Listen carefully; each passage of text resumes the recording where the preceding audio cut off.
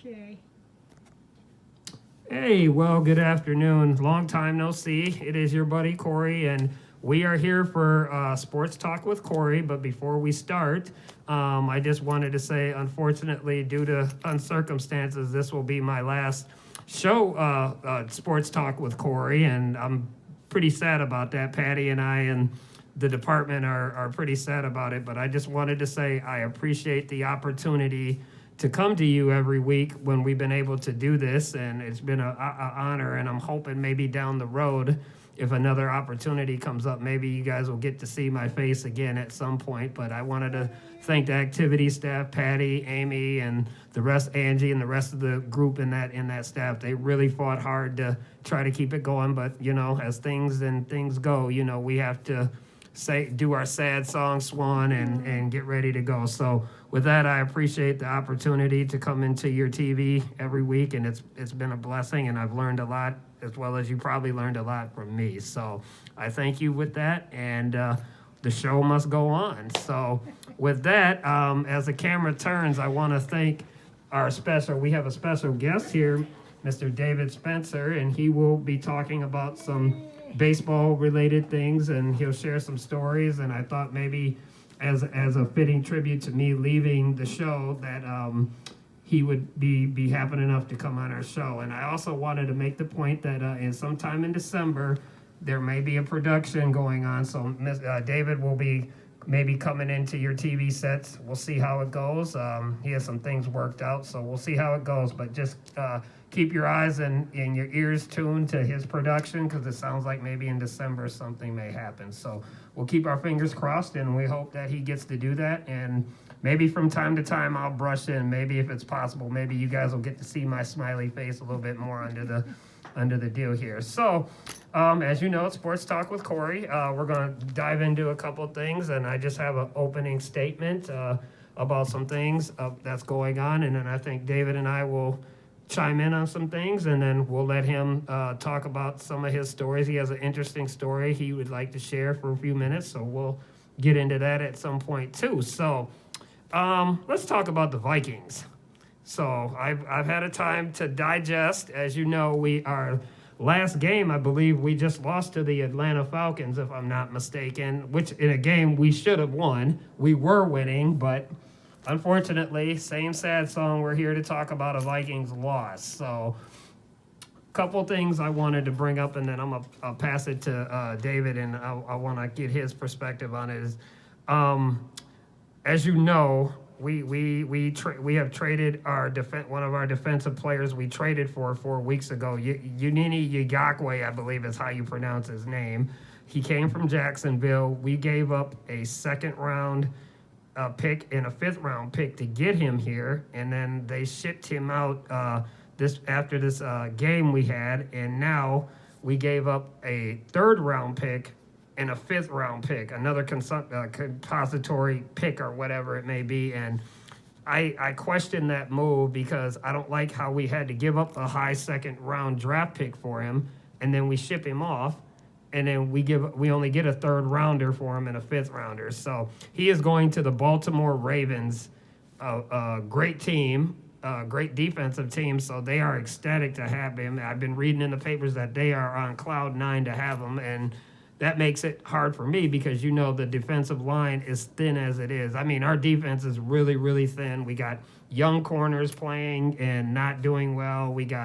It's the defensive line is very young, and as you know, now they're opening up trade talks for Adam Thielen, who's our other star wide receiver, and Harrison Smith, who is our starting safety, which is not very good, because if we get rid of them two, who knows, we're not going to have a defense. I mean, it's already depleted. So I'm going to pass the mic, and I'm going to let David give us his thoughts on that. But the Vikings are in a lot of disarray, and I don't know how we fix this. We're 1-5. So I'm going to pass the mic to him and let him say what he thinks. What do you think, David?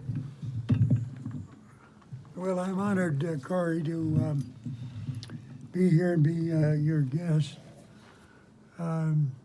And I'm not going to comment on the observations that you've already made, because I agree with those. I'm not sure what to predict for the future, but if they lose Smith and Thielen, the season's going to be lost. Okay.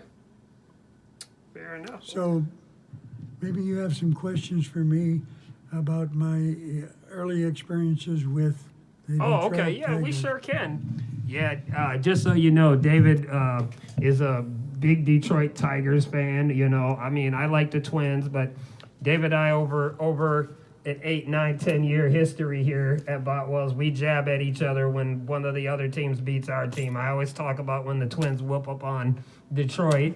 And, you know, when Detroit beats the Twins, I get to hear from him. So it's a very good, cordial relationship when it comes to him loving the Detroit Tigers and stuff when we talk about baseball every now and then. But I believe he was telling me before the show started that he went to high school with a gentleman that played for the Boston Red Sox, if I'm not mistaken. And is that what you had said to us? Why don't you tell us a little bit about that?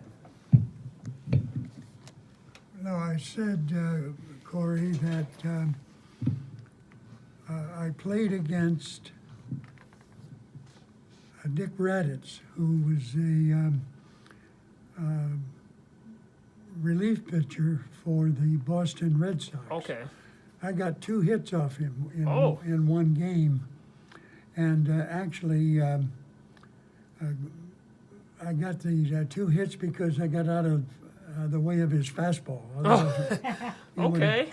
he would have hit me. But Raditz was he had pitched several no-hitters before he came to my high school game, in Romeo, Michigan, in the Thumb region of Michigan. And Raditz was big for his age. And he eventually went on to Michigan State University, where he graduated. But then he was signed by the Boston Red Sox. Okay. In the game that I played against him, we lost. He didn't pitch a no-hitter because getting out of his way of his fastball, my bat happened to hit his fastball, and I got 2 hits. Yay. Wow. And at any rate, Raditz went to a school, Cranbrook Academy, where Senator Mitt Romney went to school, I believe, also. Oh, okay. And so he grew up in that area. He was signed by the Boston Red Sox, and he set a number of records as a relief pitcher. He was a fastball pitcher. And when he was in the big leagues, he was like 6'6", 220 pounds. So he was Wow. a big person. He later went on to play for Detroit, for Cleveland, and for the Chicago Cubs. He had a tragic ending to his life, I think in 1967, where he fell down the stairs and injured his neck and killed himself. Oh. Now, the pundits say that it was not alcohol related, but everyone else says he fell down there because it was alcohol. Oh.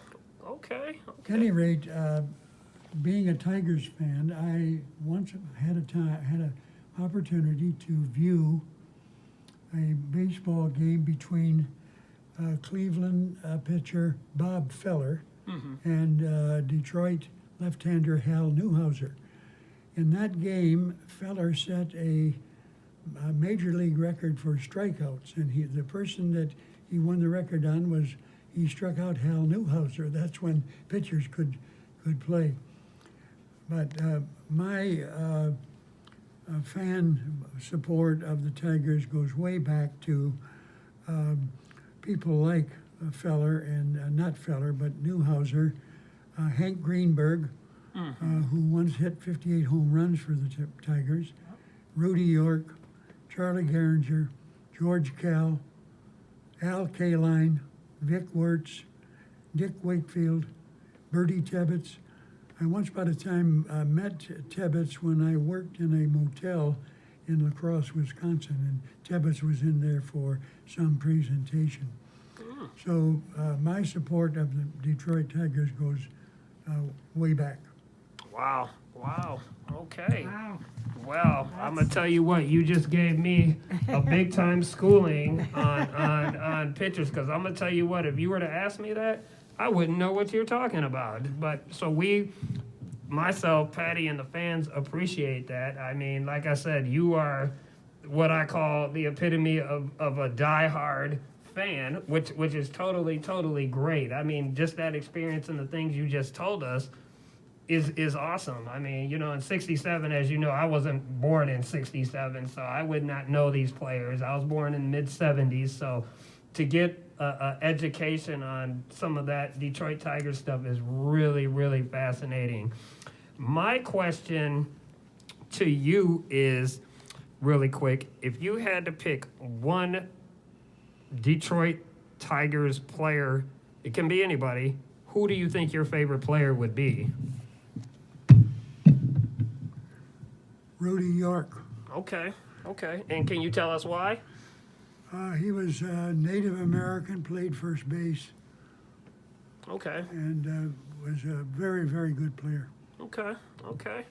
Now, What years? what years was That was he? in the, that would have been in the 50s. Okay, in the 50s. Okay. That's great. I think that's pretty awesome to know that kind of thing, you know, because like I said, over the years, you and I have had a long relationship, and I think this is the first time we've really had a chance to sit down and talk about the history of the Detroit Tigers and you know why you know your affiliation with them. Let me ask this. I'm not very sure. How many World Series do the Tigers have? I'm not an education on that.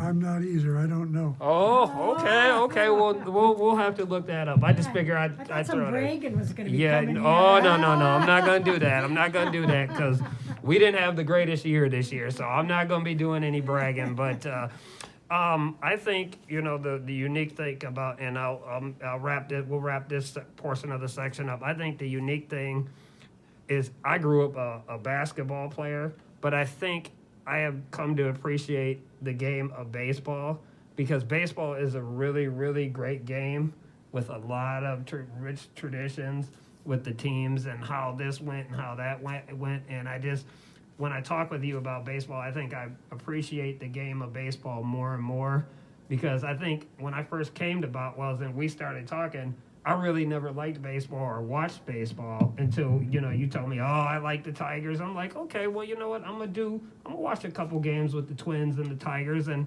over the years, I've been able to watch a game. You know, your manager who just retired was our old manager with the Twins, Gardenhire, and I think he was a great manager, and it was just weird to see him be with us.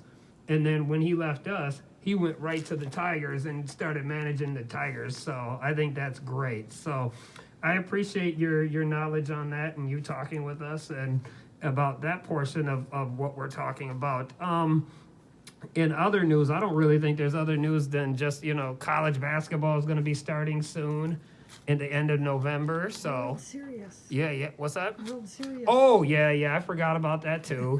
The World Series is going on, and I believe right now the Los Angeles Dodgers just won the night before, so I believe they're one game away from winning the series. I think it's tonight at 7 o'clock, if I'm not mistaken. You'll have to check your TVs. Don't quote me on it, but I know it was just the other night they had played, so if they win one more game, I believe the Dodgers haven't won a World Series in a long time. I think it's been a long drought. I'm not sure when, but I know they've been in a long drought. And, you know, they have this big payroll and all this money that they spend on all these players like the Yankees. But sometimes they, you know, over the years, the Dodgers have had all these great players and these dominant players, and they can't win the World Series. So we'll see what happens with that. So, Who would you like to win? Who would you guys each? me personally, I like to see the underdog win. So I would like to see the Rays win it because I always go with the American League. I don't like teams from the National League. I've never been a National League team guy. So I don't know. What do you think? Do you have a favorite, or are you going with somebody? No, I don't have a favorite. Okay. Who do you think's gonna win? Los Angeles. Los Angeles. Okay. That's fair enough. So we'll see what happens. So like I said in news, there isn't really too many. Oh, the Gophers. I want to talk about the Gophers. Do Okay. you want me to sing the Little Brown Jug? No, that's okay. We're not gonna sing the Little Brown Jug. I just want to say that I like the Gophers.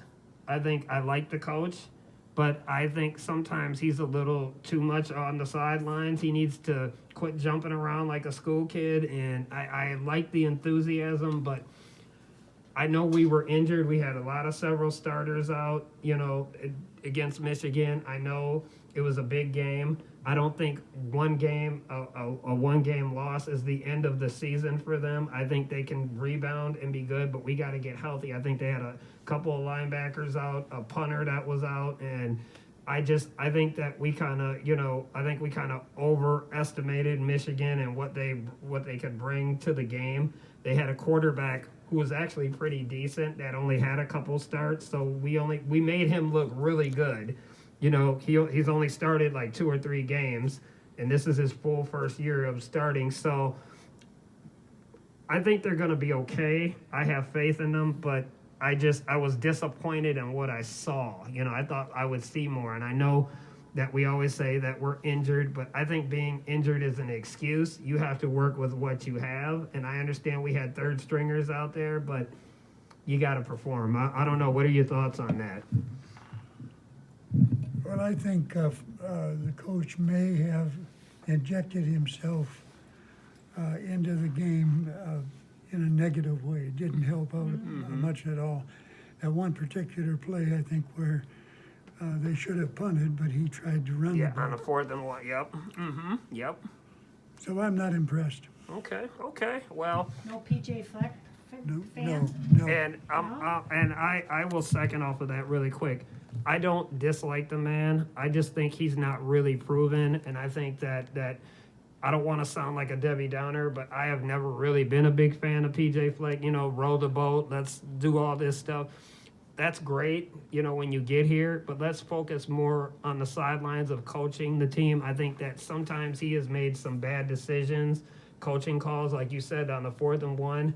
I would have punted it because you don't get it. You put Michigan right at the 20 or 30, right wherever you're at, and it's easy score for them. So I think we had too many turnovers. We had a fumble. We didn't have anybody protecting Tanner Morgan, who I believe is our quarterback for the Gophers. He didn't have any kind of – he had tons of pressure all night against him. And I understand that they didn't have their top lineman in there or offensive lineman, but I think that there is no way Michigan should have beat us by 25 points.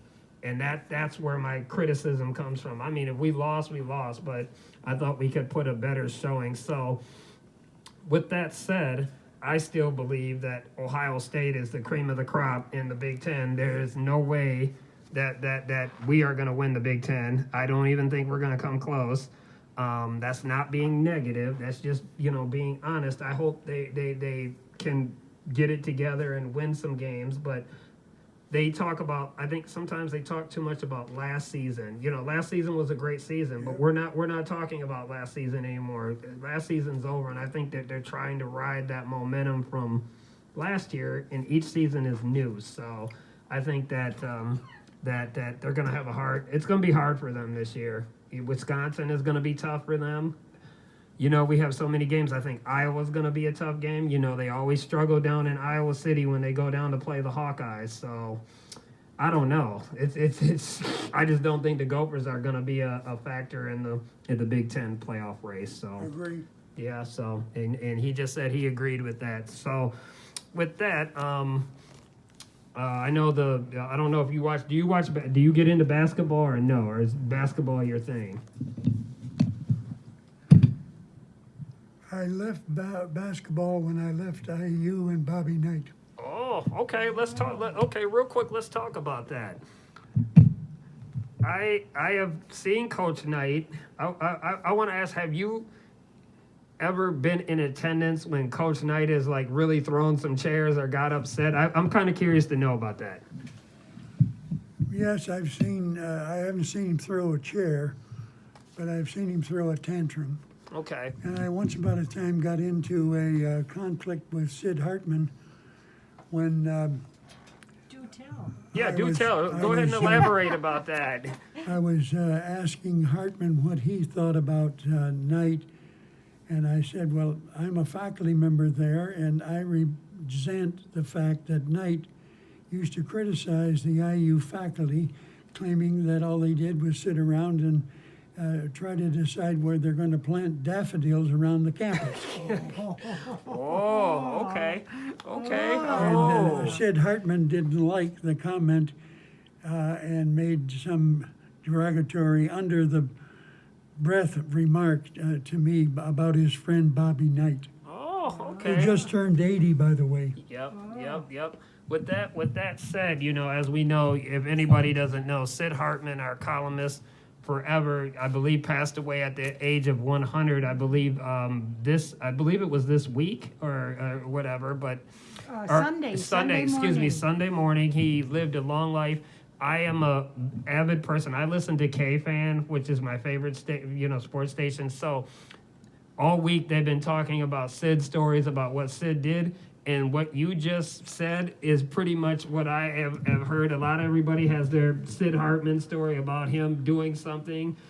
He's been hit by a car. He's been, I am just amazed that he was able to live to be 100 years old. I mean, he was great, and I heard a lot of undertone things about Sid Hartman, but he will be missed. His column was great. I used to read it as a youngster growing up, living in Minnesota, and I thought he did a good job. So he will be missed. I know he was an avid Gopher fan, Viking fan. I mean, he was pretty much Minnesota. So I'm a Bobby Knight fan. no, he wasn't a Bobby Knight fan, as David just said. He said he was not a Bobby Knight fan, and I'm sure he kind of let that be known. So we'll see what entails for the football team. I think the football, again, real quickly, I think the football team is gonna be a dogfight. It's gonna be a rough season for them. So we'll see. With that, we talked about Vikings. Obviously there's no Timberwolves right now. As you know, they got the number one pick. I don't know what they're gonna do with it. Me being a basketball guy, I have evaluated a lot of the college, because I watch a lot of college basketball, and I don't like any of the prospects that are out there for the worthy of the number one pick. So we'll see what they do. They may drop, they may sell it to another team to get some multiple picks, but I do know real quickly that we have to do something to get Karl Anthony Towns some help, because it's the same situation that we had when we had Kevin Garnett here, that the Wolves don't surround the superstar with a lot of talent. And I think that Karl Anthony Towns has wasted maybe 3 seasons of not having adequate help, to get him to where they need to get to. And I think that in order for the Timberwolves to get to the pinnacle, it's gonna be a major overhaul. So now there's talk in the organization: is it really worth keeping Towns around, or should we shop him to get a boatload of picks? I know you don't watch a lot. I don't know if you watch a lot of Timberwolves, so I can't really ask you on that. But my perspective is that if you're gonna start fresh, you better get a heck of a lot of draft picks for him, because he's in his prime right now, and I think that the Wolves are gonna have to face some tough decisions on what they want to do with their organization. And as we talked off air, I think that with Minnesota sports, I think sometimes they lack a lot of brains up here on how they want to run their franchise. I've talked to Patty off air about that, how I get upset with the Vikings and the people in the front office. It's the same thing with the Timberwolves office, and so on. We just talked about it. The Twins, we always get close, but we can never get over the hump, or we can never win the big one. And I think that's why a lot of players don't want to come here, and a lot of recruits don't want to come here, because we don't win. And in order to do that, we got to start putting a better product, with the Wolves, with the Gophers, and so on. Otherwise, we're not going to compete. We're going to always be stuck here like we've been stuck here. So I think that's my take on Minnesota sports. I don't like to be negative about Minnesota sports, but I am a person who is frustrated with the Minnesota sports scene, with us not winning. So I don't know. So with that, do you have any other stories you'd like to share with us with this few moments that we have left, or do you have anything to share with us? Just again, that I'm honored to be here, and I've watched your program, and I'm very impressed with what happened. And the residents here are going to suffer a loss not to have you present Oh, your view and vision of the sports here. oh, So well, we're going to miss you. thank you.